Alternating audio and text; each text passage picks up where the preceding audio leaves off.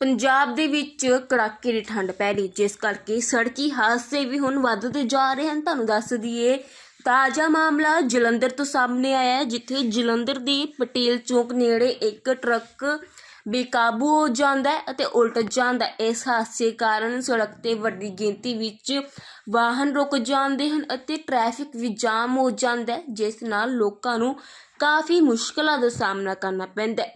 ਇਸ ਹਾਦਸੇ ਦਾ ਕਾਰਨ ਸੰਘਣੀ ਧੁੰਦ ਦੱਸੀ ਜਾ ਰਹੀ ਹੈ, ਜਿਸ ਨਾਲ ਡਰਾਈਵਰ ਲਈ ਰਸਤਾ ਸਹੀ ਤਰੀਕੇ ਨਾਲ ਦਿਸ ਨਹੀਂ ਰਿਹਾ ਸੀ। ਵਿਜ਼ਿਬਿਲਟੀ ਜ਼ੀਰੋ ਦੱਸੀ ਜਾ ਰਹੀ ਸੀ। ਇਸ ਤੋਂ ਪਹਿਲਾਂ ਵੀ ਜਲੰਧਰ ਪਠਾਨਕੋਟ ਨੈਸ਼ਨਲ ਹਾਈਵੇ ਤੇ ਸੰਘਣੀ ਧੁੰਦ ਕਾਰਨ ਹਾਦਸਾ ਹੋਇਆ, ਜਿੱਥੇ ਵੇਰਕਾ ਦੁੱਧ ਲੈ ਜਾ ਰਹੇ ਇੱਕ ਟਰੱਕ ਗੰਦੇ ਨਾਲੇ ਵਿੱਚ ਡਿੱਗ ਜਾਂਦਾ ਹੈ। ਇਸ ਹਾਦਸੇ ਵਿੱਚ ਡਰਾਈਵਰ ਦੀ ਜਾਨ ਬਚ ਜਾਂਦੀ ਹੈ।